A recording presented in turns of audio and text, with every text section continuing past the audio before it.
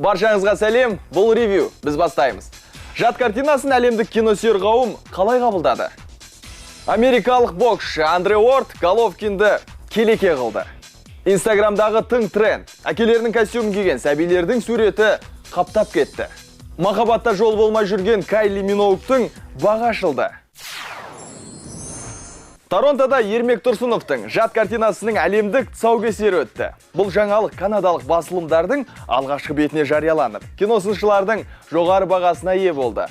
Тұрсыновтың төл туындысы енді Оскар аламанында алдыңғы қатарда болады деп сенеміз. Отандық кинолента Торонтода Contemporary World Cinema бағдарламасы аясында көрсетіледі. Бұл 105 минуттық фильм қазақ жұртының көшпелі кезеңдегі оқиғалар желісімен түзілген. Адам-адамға ас болған 30 жылдардағы ашаршылық уақытындағы жан түршігерлік картина. Сталиндік депортация әлегі, Ұлы Отан соғысының ауыртпалығы. Амандығы жолында оңаша өңірде оқшау ғұмыр кешіп, осы қиындықтардың барлығын басынан өткерген Ілияс есімді жас жігіт басты кейіпкер. Қатал, дала талаптарына төселіп, жан дүниесі жалғыздыққа үйренген Ілиясқа жаңа қоғамға бейімделу азаппен бірдей. Кеңестік атмосфераны жатсынған жан өз бостандығы үшін күресуге бел буады. Жергілікті тұрғындармен араласуға ұмтылады. Қасіретті уақыттың таңбасындай болған бұл драмалық кино шетел тіліндегі үздік фильм номинациясы бойынша Оскар сыйлығына ұсынылды. Заман өзгерді ғой балам. Адамшылықтан кетіп барамыз. Торонтоға табан тіреген кино саласының қаймақтары жатты, жатырқамай жылы қабылдаған. Кино саласындағы белді басылымдар бірінші бетінен орында берген. Әлемдік кино таспалаудың жол ашары саналатын кинофестиваль 1976 жылдан бері бар. Оскар номинанттары осы жерде сұрыпталады. Картинада елге танымал актерлер жоқ. Осыдан 25 жыл бұрын қағазға түсіп, тек 2014 жылы түсірілген Тұрсыновтың туындысы оза шапсын дейміз. Серік Ноянбайұлы, Дәурен Мирғалиев, ревью жаңалықтары. Табысы жағынан жарысқа түсетін туындылардың алдыңғы қатарында жат картинасы да көрінеді деп сенеміз. Ал соңғы аптада кассалық жиын бойынша алғашқы орынды еншілеп келген Терминатордың бұл жолы көлеңкесі де көрінбейді. Есесіне өзге режиссерлардың еңбегіне сұраныс артып, топтамада жаңару бар. Им нет равных. Они способны решить любую проблему. Өткен топтамада үздік үштікке делін алмаған «Миссия невыполнима» племя изгой кино картинасы бұл жолы бірінші орынға жайғасты. Соған қарағанда режиссер Кристофер Маккоридің туындысы қайтадан көрерменнің қызығушылығын оятқан сынды. 7 апта бұрын үлкен экранға жол тартқан аталмыш фильмнің жалпы табысы 424 миллион 800 мың ақш ақшасын құраса. Бұл жолғы тапқан қаржысы 91 миллион 300 мың Америка доллары. Вирус вспышки уничтожит всех, кто еще уцелел. Это вопрос времени. Табысты туындылардың топтамасында жаңа фильм Уэс Болл атты режиссердің «Бегущий в лабиринте. Испытание огнем» деп аталатын еңбегі екінші орынды еншіледі. Америкада таспаланған бұл кино картина атыс шабыс, триллер, қиял ғажайып сынды жанрларды тоғыстырған. Жақында ғана тұсауы кесіліп, үлкен экранға жол тартқан фильм бір аптада 26 миллион 800 мың ақш долларын жинапты. Миньоны бұл жолда өткен топтамадағы жетістігін қайталап отыр. Мәртебелі үздік үштіктің ішінде бой көрсеткен мультфильмнің қалың көпшілікпен қауышқанына 13 апта болды. Соңғы 7 күнде 26 миллионнан астам ақш ақшасын жинаған Миньоны мультфильмінің жалпы табысы 748 миллион 500 мың Америка доллары. Можно я тихохонько ругнусь? Бұл аптадағы табысы жағынан үздіктердің көшіне ілескен тағы бір анимациялық туынды «Головоломка». Мультфильм режиссерлары адамзат бойындағы қуаныш, өкініш, ашу, қорқыныш, жиіркеніш сынды 5 бірдей эмоцияларды бір мультфильмге тоғыстырған. Жалпы табысы 395 миллион 900 мың ақш долларын құраса, соңғы 7 күнде 5 миллион 300 мың Американың құнды қағазын қанағат тұтты. Это братья Крей, Рональд и Реджинальд. Бұл жолы 5-ші орынды легенда кино картинасы иемденді. 60-шы жылдары қылмыс әлемін басқарған Реджи мен Ронни Крей егіздерінің бастан кешкен оқиғаларын баяндайтын фильм үлкен экранға қыркүйектің 9 күні жол тартқан. Кино картинаның бұл аптада тапқан қаржысы 5 миллион 300 мың ақш долларына жетіп жығылған. Серік Қазы, Аязбаев, ревью жаңалықтары. Доллар бағамы аумалы төкпелі заманда халық үнемшілдіктің жолын іздеуде. Ревью осы тұрғыда өмір сүру үшін өзекті қажеттіліктердің жиынтығын топтастырып көрді. Бюджетіңізді қалай дұрыс жарату керектігін келесі сюжеттен көріңіздер. Қалтасы тойған мақтаншақ, ысырапшыл бекер мал шашпа. Екі дұшпан білсеңіз, бұл күнде қажет терең ой, қанағатпен үнемді ойлап қой. Екі асыл іс көнсеңіз, етікпен су кешер уақыт келмесе де, қолыңыздағы қаражатты тиімді жарату бүгінгі күнгі ұтымды қадам. Адамның өмір сүруі үшін аса маңызды әрі негізгі бөлімдер мынадай: денсаулық қажеттілігі, тамақтану қажеттілігі. Айтып келмейтін аурудың алдында адам қауқарсыз болғасын, тек оның алдын алу қалады. Мезгілге қарай қолайлы киіну, спортпен шұғылдану, жеңілдік пен медициналық сақтандыруды қарастырып, қол жетімді қызмет түріне ұмтылу. Өмір өзегі асқа келгенде майлы әрі пайдасы азынан бас тарту. Тиімді тамақ, ол арзан болуы мүмкін. Оны мысалы қол ұсына бермеу, ой, мынау қымбат тамақ жақсы деген ұғыммен бос сеніп алып, әшейін басы көкті жоқ, мысалы көші жетмей сосын сорлап отырады. Андай жеп жатыр, біз жей алмаймыз, біз нашар тамақ деп олай емес. Тамақтың сапасы оның бағасына қарамайды. Жәрмеңкелерден өзіміздің өнімдерді арзан бағада алыңыз. Дәрумендер жиынтығы мол тағам түрлері дастарханыңызға жол тартсын. Атам заманы келеді, ет жеп қалған, біз ет жемесе өмір сүре алмаймыз. Біздің генетикамыз сойды, ол қате ұғым, онда генетика жоқ. Тиісті көлемді витаминдер, микроэлементтері мол, денсаулыққа пайдалы, арзан бағалы тамақты нанда да көп ол, көкөністе де көп, сүтте де көп, мол, тиімді, қалтаға да жайлы. Қиын қыстау замандарда сонымен күнелтіп, ата-бабаларым кереметтей өмір сүрді мысалы. Өзге материалдық қажеттілік, демалыс қажеттілігі. Ендігі кезекте өзге материалдық қажеттіліктер жайғасқан. Ол киім сатып алу, жол шығыны тағы басқа ұсақ-түйек адам өтулері. Төртінші, демалыс қажеттілігі. Қоржыныңыздағы қаражатты мейрамханадағы түскі асқа, Түркияға туристік сапарға кетер шығыннан арылтуға болады. Ол әрине қажеттілігі жоқ қадамдардан бас тарту. На что он потратил каждый день? Адам күнделікті қаржысын қайда жұмсап жатқаны жөнінде статистика жүргізу арқылы айлықтан 40-30% үнемдеуге болады. Көлік, киім, демалыс шығындарын қысқартыңыз. Туған жерде демалып, көлікті тастап кей кездесуге жаяу бару да ят емес. Отандық өнімді алу арқылы ақшаны біздің нарықты әрі елдегі жұмыс орнын сақтайсыз. Нарық талаптары тұншықтырып кетпес үшін ерте қам жасап, үнемдеу технологиясын игеру маңызды. Үнемдеп жүріп, қанағатпен жұрт болып қиындықтарды еңсеру бізге сын. Серік Ноянбайұлы, Дәурен Мирғалиев, ревью жаңалықтары. Бүгінде ғаламторда қызу талқыға түсіп жатқан тақырыптардың бірі отандасымыз Геннадий Головкинге қатысты болып отыр. Қазақстандық спортшының абыройы асқақтаған сайын, оған әлем боксшылары жағымсыз пікірлерін қарша жаудыруда. Америкалық былғары қолғап шебері Андре Уорд Головкиннің атына заты сай еместігін хабарлап отыр. Әлеуметтік желіде Головкинге тіл тигізген америкалық боксшы Андре Уордтың сөзі қызу талқыға түсуде. Ол шетелдік бақ өкілдеріне берген сұхбатында Қазақстанда Геннадий Головкиннің қорқақтығын тілге тиек еткен көрінеді. Даудың басы қос боксшы арасындағы жекпе-жекке жасалған келісімге қатысты болса керек. Мен және біздің команда олардан әлі күнге дейін телефон қоңырауын күтіп жүрміз. Головкин әзірге ой үстінде жүрген сынды. Ол енді бұдан былай Triple G емес, жай ғана кішкентай G. Ісіне сөзі сәйкес келмей отыр. Себебі біздің ресми ұсынысымыздан бір айдан астам уақыт бас тартып келеді. Геннадийдің бас тартуына басты себеп екі былғары қолғап шеберлерінің промоутерлары қаржыға келісе алмаған деседі. Ал Андре Уордтың бұл сөзіне ғаламтор қолданушылары жағымсыз пікірлерді жарыса жазуда. Бізге Уорд абырой емес, Гена сен еркексің. Сенің уақытың келеді, асықпа. Гена, сенің жаныңды көзіңе көрсетер. Бүгін интернет желісіне жүктелген мына видео біраз жанның жүрегін лүпілдетті. Себебі махаббат тақырыбы ешқашан құндылығын жойған емес. Сүйіктісіне шын жүректен ұсыныс жасаған жігіттің әскери адам екені айтпаса да айдан анық. Ал мұндай ерекше ұсынысқа жазылар пікірлерде жағымда.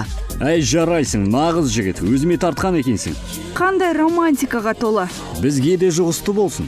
Ал осы уақытқа дейін түсініксіз тілде рэп оқып көпшіліктің назарын өзіне аударған MC Сайлаубек адасып жүріп өзінің ана тілін таптау әйтеуір.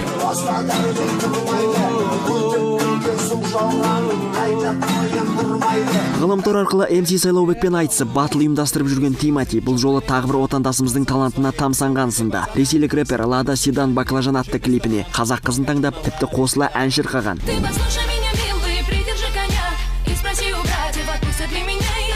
Серік Қазаязбаев, ревью жаңалықтары. Baby Sweating хэштегін енгізе қалсаңыз, Инстаграмда ерлер костюмін киген бөбектердің суреттерінен көз аша алмай қаласыз. Бұл тренд арқылы бүкіл әлемнен қолдаушыларды тапқан Илана Уайлстың идеясы отандастарымыздың көңілінен шықпаған сынды.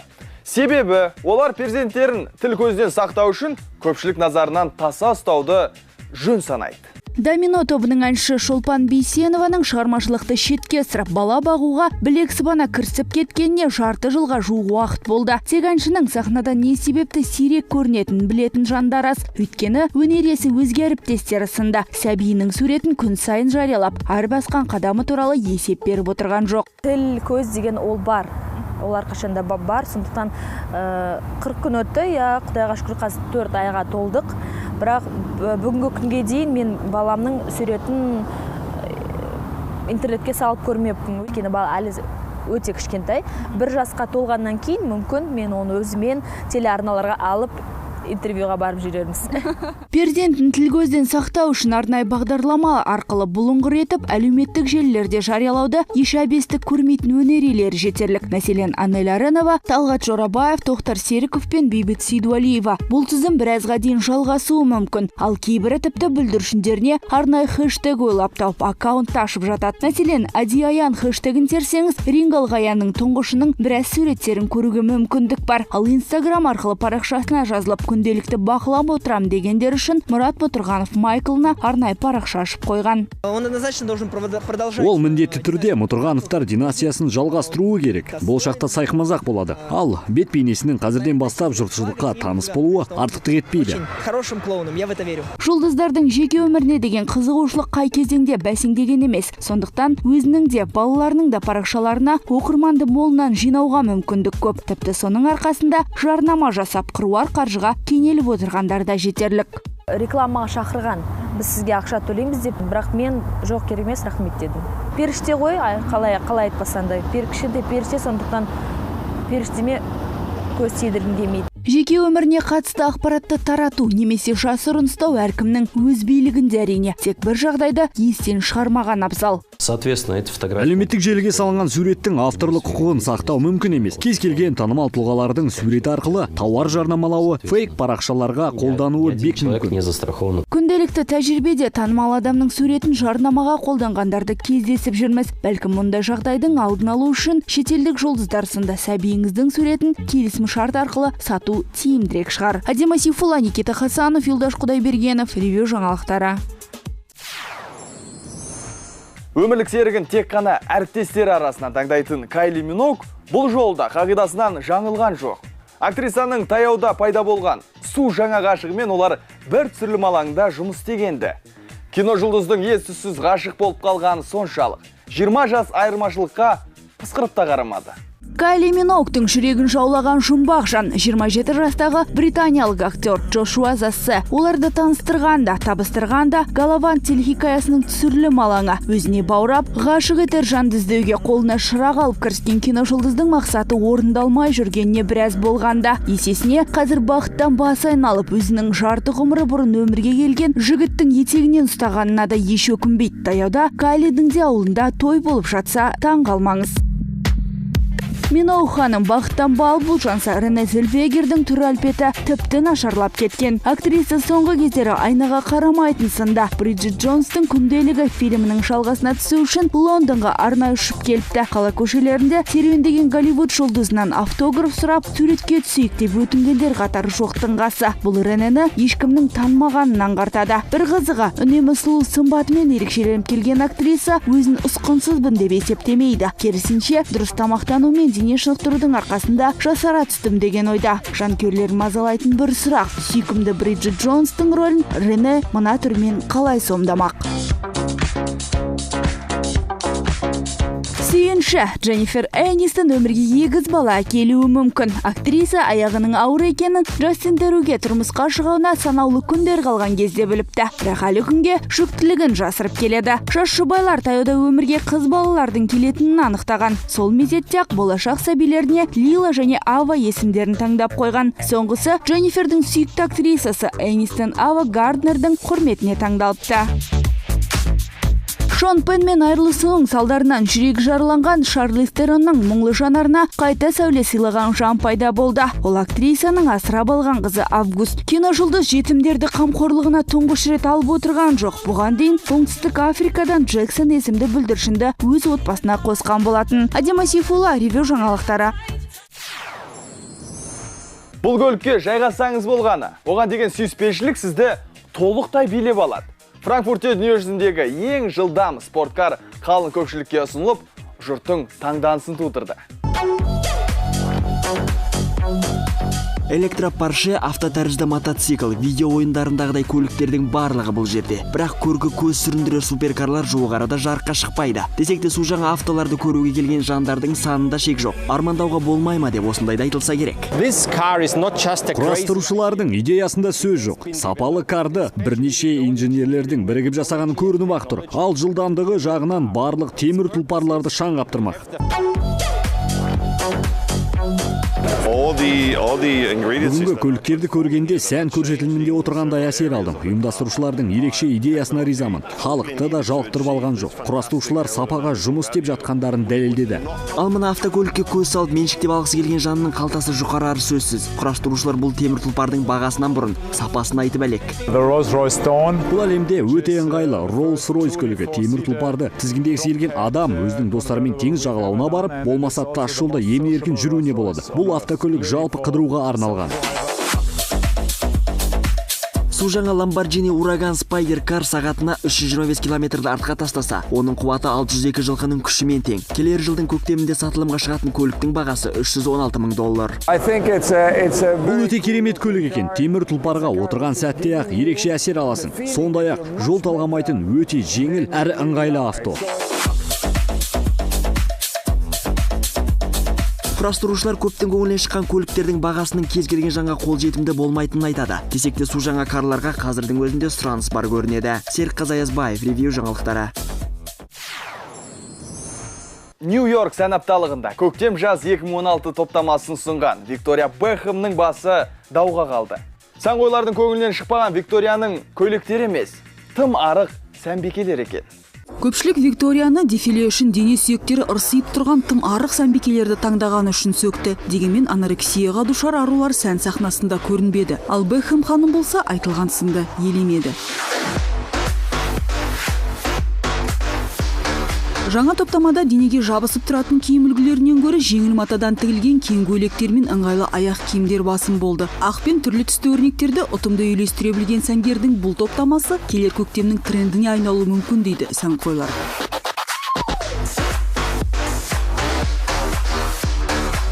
Майкл Корстың топтамасы да киімнің жайлылығын қалайтын сәнқойларға арналды. Миди ұзындық, кең көйлек пен жай табан аяқ киім. Көйлектерге жапсырылған гүлдер көктемнің жайма шуақ күндерін көз алдымызға келеді. Шоуды атақты сәнбике Саша Пивоварова ашты. Ал алдыңғы қатарға жайғасып, кешті тамашалауға келгендердің арасында Наоми Уотс пен Оливия Уайлд та болды.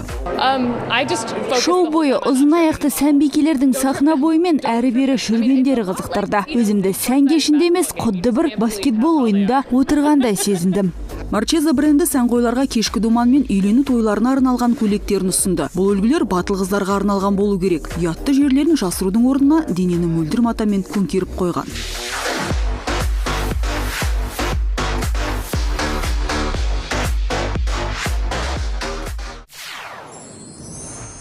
Шаштаразға бас сұққан әрбір 10-шы жан хейр тату жасатуға құмартып кеткен.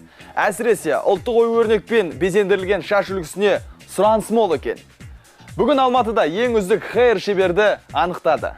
Бұған дейін көпшілік қалаған суреттерін денесіне салдырып келсе, біраз уақыттан бері қиялын шаш үлгісіне түсіруді жөн санады. Бас аман болса, шаштың өсері белгілі. Ал шалықтырып жіберген бейнені өзгесіне оп-оңай алмастырып алуға болады. Сол себепті де хейр стилистерге деген сұраныс күннен күнге артып келеді. Жастар, қазір таңдай немесе мектеп оқушылары бұл өте сұранысқа ие хейрді. Бұны мен өзім жасағалы бір 5-6 жылдың көлем болды. Кейде күне бір-екі адам жасатуға келеді. Яғни сұранысқа әрдайым ие. Бұл өнерді зергердің жұмысымен салыстыруға болады. Арнайы ұстара хейр стилистің қолындағы басты құрал образды толыққанды ету үшін шашты түрлі түсті бояумен көркемдейді. Түзу сызықтарды салу оңай, өйткені құрал саймандарымыз соған негізделген. Өрнекті шығару үшін өте мұқият болу керек. Сонысымен қызықты әрі қиын.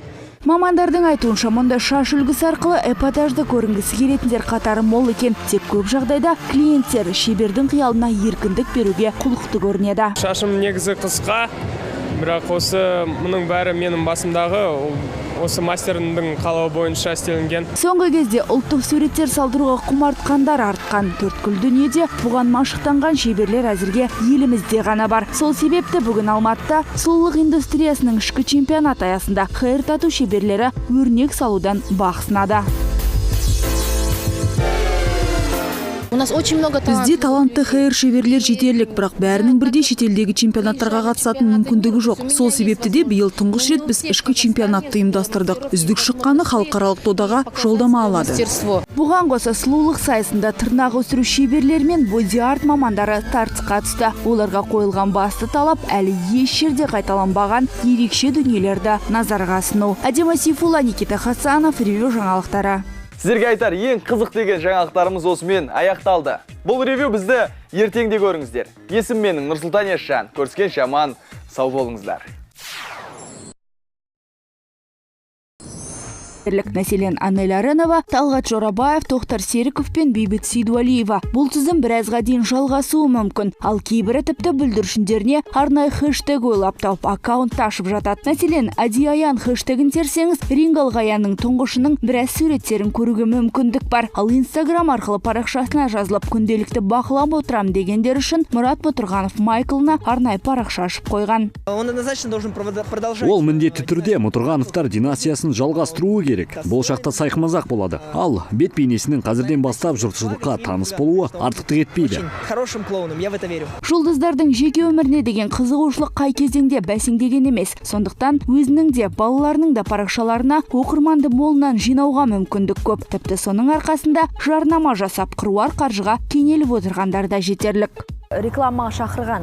Біз сізге ақша төлейміз деп, бірақ мен жоқ керек емес, рахмет дедім.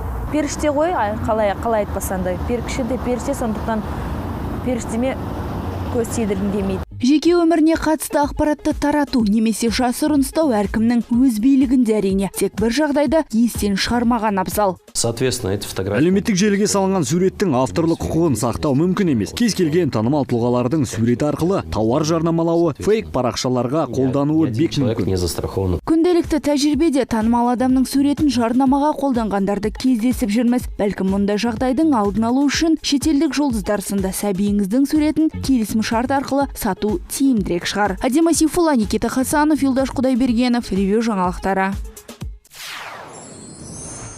Өмірлік серігін тек қана әріптестері арасынан таңдайтын Кайли Миноуг бұл жолда қағидасынан жаңылған жоқ. Актрисаның таяуда пайда болған су жаңа ғашығымен олар бір түсірілім алаңында жұмыс істегенді. Кино жұлдыздың ес-түссіз ғашық болып қалғаны соншалық 20 жас айырмашылыққа пысқырып та қарамады. Кайли Миноугтың жүрегін жаулаған жұмбақ жан 27 жастағы британиялық актер Джошуа Зассе. Оларды таныстырғанда, табыстырғанда Гаlavant телехикаясының түсірілім алаңы. Өзіне баурап, ғашық етер жанды іздеуге қолына шырақ алып кіріскен кино жұлдыздың мақсаты орындалмай жүргеніне біраз болғанда. Есесіне қазір бақыттан бас айналып, өзінің жарты ғұмыры бұрын өмірге келген жігіттің етегінен ұстағанына да еш өкінбейді. Таяуда Кайлидің де ауылында той болып жатса таң қалмаңыз. Миноуг ханым бақыттан бал болжанса, Рене Зельвегердің түр әлпеті тіпті нашарлап кеткен. Актриса соңғы кездері айнаға қарамайтын сында. Бриджит Джонстың күнделігі фильмінің жалғасына түсу үшін Лондонға арнайы ұшып келіпті. Қала көшелерінде серуендеген Голливуд жұлдызынан автограф сұрап, суретке түсейік деп өтінгендер қатары жоқтың қасы. Бұл Ренені ешкімнің танымағанын аңғартады. Бір қызығы, үнемі сұлу сымбатымен ерекшеленіп келген актриса өзін ұсқынсызбын деп есептемейді. Керісінше, дұрыс тамақтану мен дене шынықтырудың арқасында жасара түстім деген ойда. Жанкүйерлер мазалайтын бір сұрақ: сүйкімді Бриджит Джонстың рөлін Рене мына түрмен қалай сомдамақ? Сүйінші, Дженнифер Энистон өмірге егіз бала әкелуі мүмкін. Актриса аяғының ауыр екенін Джастин Деруге тұрмысқа шығуына санаулы күндер қалған кезде біліпті. Бірақ әлі күнге жүктілігін жасырып келеді. Жас жұбайлар таяуда өмірге қыз балалардың келетінін анықтаған. Сол мезетте-ақ болашақ сәбилеріне Лила және Ава есімдерін таңдап қойған. Соңғысы Дженнифердің сүйікті актрисасы Энистон Ава Гарднердің құрметіне таңдалыпты. Шон Пенмен айырылысының салдарынан жүрегі жарыланған Шарлиз Теронның мұңлы жанарына қайта сәуле сыйлаған жан пайда болды. Ол актрисаның асырап алған қызы Август. Кино жұлдыз жетімдерді қамқорлығына тұңғыш рет алып отырған жоқ. Бұған дейін Оңтүстік Африкадан Джексон есімді бүлдіршінді өз отбасына қосқан болатын. Адема Сейфулла, ревю жаңалықтары.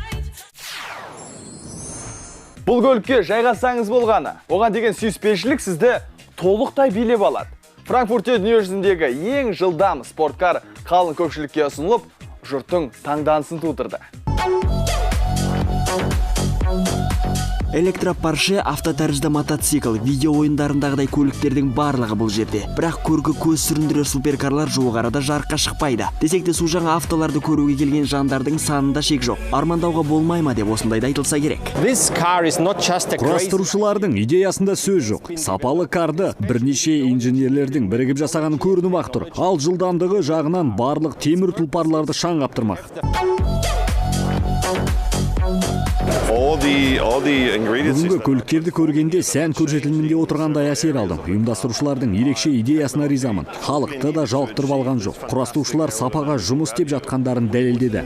Ал мына автокөлікке көз салып меншіктеп алғысы келген жанның қалтасы жұқарары сөзсіз. Құрастырушылар бұл темір тұлпардың бағасынан бұрын сапасын айтып әлек. Бұл әлемде өте ыңғайлы Rolls-Royce көлігі. Темір тұлпарды тізгіндегісі келген адам өзінің достарымен теңіз жағалауына барып, болмаса тас жолда емін-еркін жүруіне болады. Бұл автокөлік жалпы қыдыруға арналған. Су жаңа Lamborghini Huracan Spider Car сағатына 325 км артқа тастаса, оның қуаты 602 жылқының күшімен тең. Келер жылдың көктемінде сатылымға шығатын көліктің бағасы $316 мың. Бұл өте керемет көлік екен. Темір тұлпарға отырған сәтте ақ ерекше әсер аласың. Сондай-ақ жол талғамайтын өте жеңіл әрі ыңғайлы авто. Құрастырушылар көптің көңілінен шыққан көліктердің бағасының кез келген жаңа қолжетімді болмайтынын айтады. Десек те су жаңа карларға қазірдің өзінде сұраныс бар көрінеді. Серік Қазаязбаев, ревью жаңалықтары. Нью-Йорк сән апталығында көктем жаз 2016 топтамасын ұсынған Виктория Бекхэмнің басы дауға қалды. Сәнқойлардың көңілінен шықпаған Викторияның көйлектері емес, тым арық сәнбикелер екен.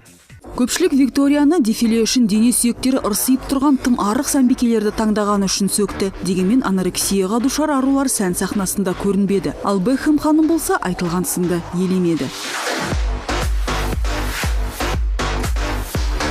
Жаңа топтамада денеге жабысып тұратын киім үлгілерінен гөрі жеңіл матадан тігілген кең көйлекер мен ыңғайлы аяқ киімдер басым болды. Ақ пен түрлі түсті өрнектерді ұтымды үйлестіре білген сәнгердің бұл топтамасы келер көктемнің трендіне айналуы мүмкін дейді сәнқойлар.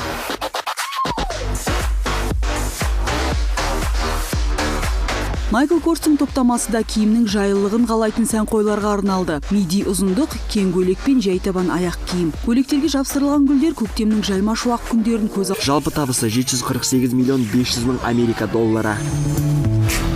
Можно я тихохонько ругнусь? Бұл аптадағы табысы жағынан үздіктердің көшіне ілескен тағы бір анимациялық туынды «Головоломка». Мультфильм режиссерлары адамзат бойындағы қуаныш, өкініш, ашу, қорқыныш, жиіркеніш сынды 5 бірдей эмоцияларды бір мультфильмге тоғыстырған. Жалпы табысы $395 миллион 900 мың ақш долларын құраса, соңғы 7 күнде $5 миллион 300 мың Американың құнды қағазын қанағат тұтты. Это братья Крей, Рональд и Реджинальд. Бұл жолы 5-ші орынды легенда кино картинасы иемденді. 60-шы жылдары қылмыс әлемін басқарған Реджи мен Ронни Крей егіздерінің бастан кешкен оқиғаларын баяндайтын фильм үлкен экранға қыркүйектің 9 күні жол тартқан. Кино картинаның бұл аптада тапқан қаржысы $5 миллион 300 мың ақш долларына жетіп жығылған. Серік Қазаязбаев, ревью жаңалықтары. Доллар бағамы аумалы төкпелі заманда халық үнемшілдіктің жолын іздеуде. Ревью осы тұрғыда өмір сүру үшін өзекті қажеттіліктердің жиынтығын топтастырып көрді. Бюджетіңізді қалай дұрыс жарату керектігін келесі сюжеттен көріңіздер.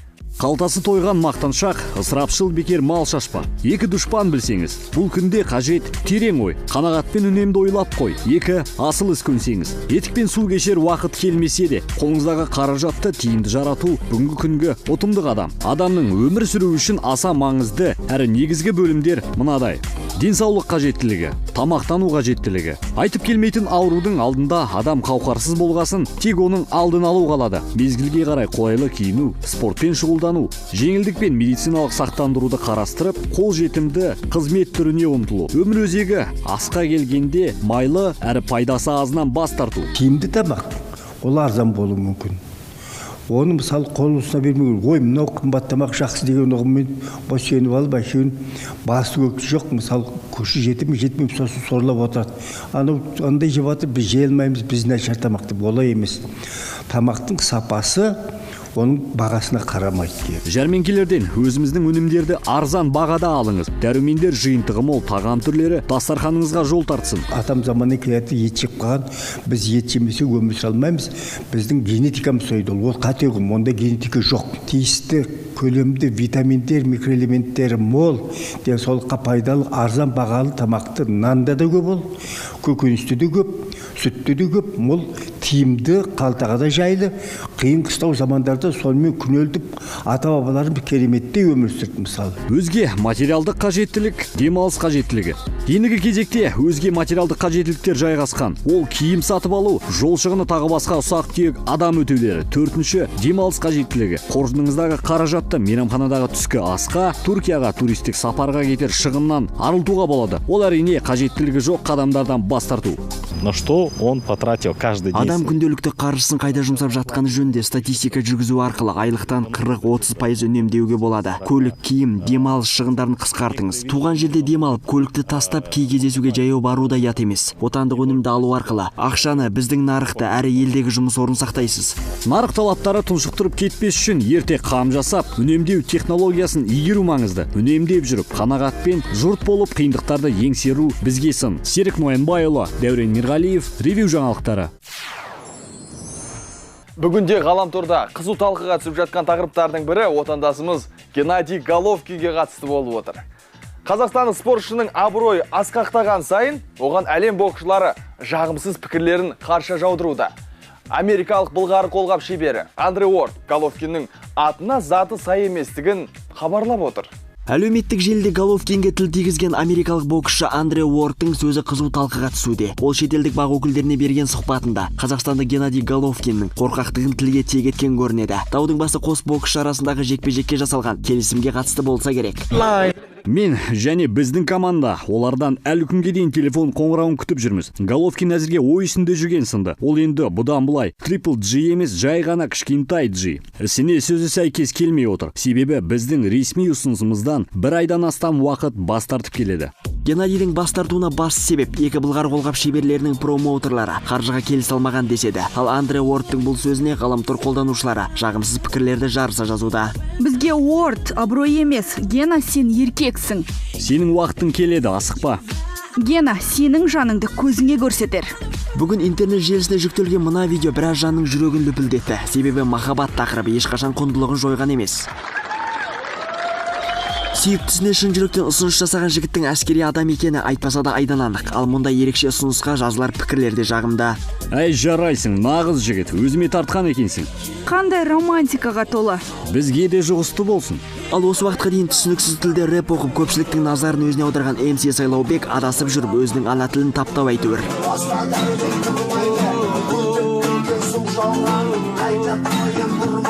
Ғаламтор арқылы MC Сайлаубекпен айтысып батыл ұйымдастырып жүрген Тимати бұл жолы тағы бір отандасымыздың талантына тамсанған сында. Ресейлік рэпер Лада Седан Баклажан атты клипіне қазақ қызын таңдап тіпті қосыла ән шырқаған.